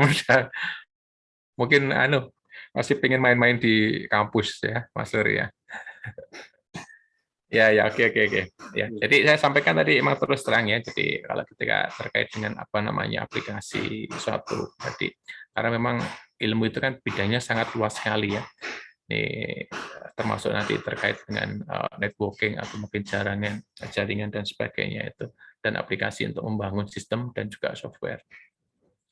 Gitu ya, Mas Agung ya. Ya itu yang bisa mungkin. Terima kasih Mas Luri sudah nambahi ini. Mas Luri ini ya. Iya, oke. Terima kasih Bapak atas tambahan penjelasan. Ini barangkali pertanyaan terakhir ini dari Pak Zainal. Iya, Mas Zainal ya. Pak Uki, pengalaman misal ngajar rumus penjabaran fisika statistik atau FISMAR. Masih tidak puas kalau tidak tatap muka langsung. Adakah inovasi mengecek indikator keberhasilannya tersampaikan dengan baik dan mengecek kemampuan mahasiswanya ini, Pak Luri? Iya, oke. Teknologinya ini. Ya, oke, terima kasih. Jadi, ya memang ada satu kekurangan ya, kelemahan ketika kita melakukan satu pengajaran secara daring ya. Ini tidak bisa dipungkiri ya, pengalaman ketika saya sendiri ya menyampaikan materi itu pada siswa ya. Ini ketika melakukan salah satu platform yang kita gunakan, baik Zoom, MS Teams itu, mereka kadang ada satu saja dalih-dalih yang mungkin bisa disampaikan ya. Jadi alasannya kenapa nggak menyalakan kamera, karena sinyalnya nggak kuat. Kemudian ketika nanti artinya ada sesuatu hal yang mungkin kita sampaikan, ya banyak satu alasan atau dalih-dalih yang mereka sampaikan ya. Tapi kita nggak bisa artinya terus pasang kenceng dan sebagainya. Tapi kita sifatnya adalah bisa memaklumi. Untuk pemantauan, artinya kita mengetahui mana siswa bisa memahami apa yang kita sampaikan. Ya biasanya ya kalau mungkin ada beberapa tahapan-tahapan yang kita lakukan ya. Jadi pertama kita melakukan satu pengecekan misalkan dengan ya secara tulis ya, misalkan ada beberapa pertanyaan-pertanyaan yang mungkin bisa kita batasi ya, baik pertanyaan yang sifatnya multiple choice maupun juga sifatnya essay ya, yang nanti bisa dikirimkan, namun kita batasi dengan jangka waktu tertentu sehingga mereka artinya mau nggak mau ya tidak bisa ada satu ruang gerak yang mungkin bisa digunakan untuk mereka bekerja sama, meskipun sebenarnya ini juga kita sulit untuk mengontrolnya. Ya, kemudian kadang juga untuk mengetahui juga, kadang mereka juga kami minta ya untuk membuat satu video ya ketika mereka menjelaskan ya apa yang sudah kita sampaikan ya untuk mengetahui dari satu respon yang kita berikan ya. Jadi ini merupakan satu hal yang mungkin strategi yang bisa kita lakukan ya dalam rangka artinya kita mengetahui sejauh mana bahwa si siswa atau mungkin mahasiswa ini tahu tentang apa yang kita sampaikan. Jadi ya karena lewat daring ini kan agak susah untuk sistem kontrol dan pengawasan bahkan mungkin untuk monitoring. Yaitu Pak Zainal, jadi ada beberapa hal yang mungkin bisa kita sampaikan ya, jadi beberapa evaluasi, jadi bisa melalui tadi cara tulisan ya tulisan, jadi ada beberapa tadi soal baik itu multiple choice maupun juga essay, atau mungkin juga mereka kita minta ya bikin video ya untuk menjelaskan sesuatu dari apa yang sudah kita sampaikan. Itu secara sederhana ya, kadang yang mungkin bisa kita lewat, ada beberapa platform yang mungkin bisa kita gunakan. Atau mungkin ya kalau misalnya kita masih ragu, kadang juga wajib ya untuk mahasiswa, artinya dalam satu kesempatan tertentu ya kita tanya ya untuk menyalakan video ya untuk bisa memberikan satu penjelasan.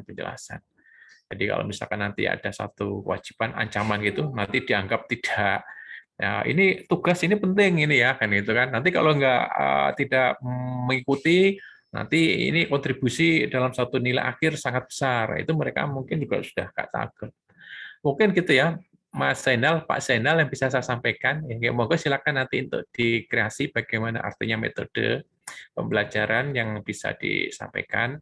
Yang penting artinya semua antara kita dengan mahasiswa itu nyaman, dan mahasiswa artinya bisa kita arahkan sesuai dengan apa yang kita inginkan. Nah, ini yang penting ada satu dialog dan mungkin juga terbuka. Dan bila perlu tadi saya sampaikan, ya kita ya rodo-rodo inilah menekan sedikit gitu. Ya, itu biasanya seperti itu yang kita lakukan. Gitu Pak Zainal. Ya. Oke, Bapak, terima kasih. Ini mudah-mudahan sudah puas. Bapak Ibu, alhamdulillah kita sudah sampai di penghujung acara, walaupun sebenarnya barangkali masih banyak pertanyaan. Insya Allah kita dapat disambung pada kesempatan. Dan sebelum ini Bapak, sebelum penutup dari Bapak, ini mohon izin kami menampilkan ini. Nah ini sebagai ungkapan terima kasih kami kepada Bapak Dr. Uki yang sudah berkenan memberikan materi yang sangat inspiratif. Jadi penghargaan untuk Bapak Uki dari Departemen Fisika Undip dan Ikatan Alumni Fisika Undip. Oke, matur suwun Mas Fajar. Bapak.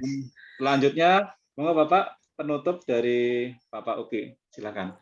Oke, terima kasih sebagai closing statement ya. Jadi saya harapkan dari teman-teman semuanya ya tadi saya sampaikan bahwa ya memang untuk terkait dengan dunia digital ini perubahannya itu sangat cepat ya, sangat mendadak juga, dan ilmu itu juga sangat luas sekali ya.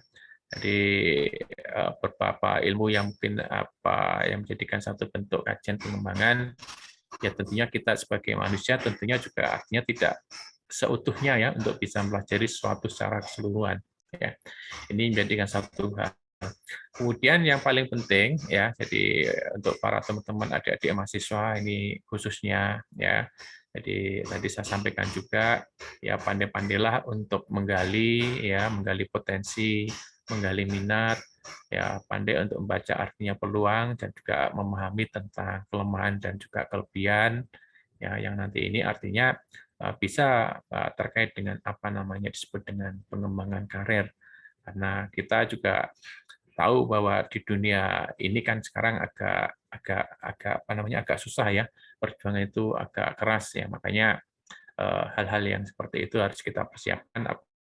Dunia era teknologi informasi ini, kalau adik-adik mungkin juga teman-teman juga bisa membaca satu peluang yang ada, nah ini akan memberikan satu manfaat atau mungkin hal yang bisa memberikan satu dampak yang positif bagi kita. Mungkin gitu ya Mas Fajar, saya ucapkan mohon maaf kalau ada beberapa hal tadi yang kurang berkenan, ada beberapa kelemahan saya, ada beberapa hal yang mungkin nggak bisa terjawab, ada beberapa hal yang mungkin yang belum terpuaskan, tapi yang jelas saya senang sekali. Jadi motivasi saya ini yang penting bisa ketemu, bisa kumpul, bisa reuni, kita bisa menjalin silaturahmi, ya. Artinya sudah lama kita nggak bisa ketemu, dengan lewat ini kita bisa ketemu lagi. Ya harapannya ini bisa berlanjut, ya, karena memang kita ini adalah semuanya keluarga, ya. Tali silaturahmi ya tetap kita kita jalin jadi satu bentuk keluarga yang besar, yang saling bisa membagi, bisa saling memberi. Mungkin itu Mas Fajar yang bisa saya sampaikan. Ya, saya terima kasih untuk semuanya di teman-teman fisika dan teman-teman semuanya. Gitu. Baik. Ya. Terima kasih Bapak Ibu. Kita beri tepuk tangan semuanya untuk Bapak Uki, Bapak Ibu.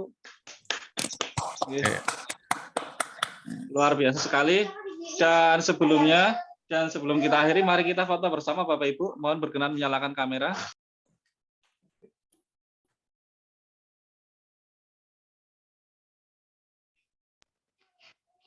Ya. Mari Bapak Ibu kita foto bersama. Saya hitung sampai 3.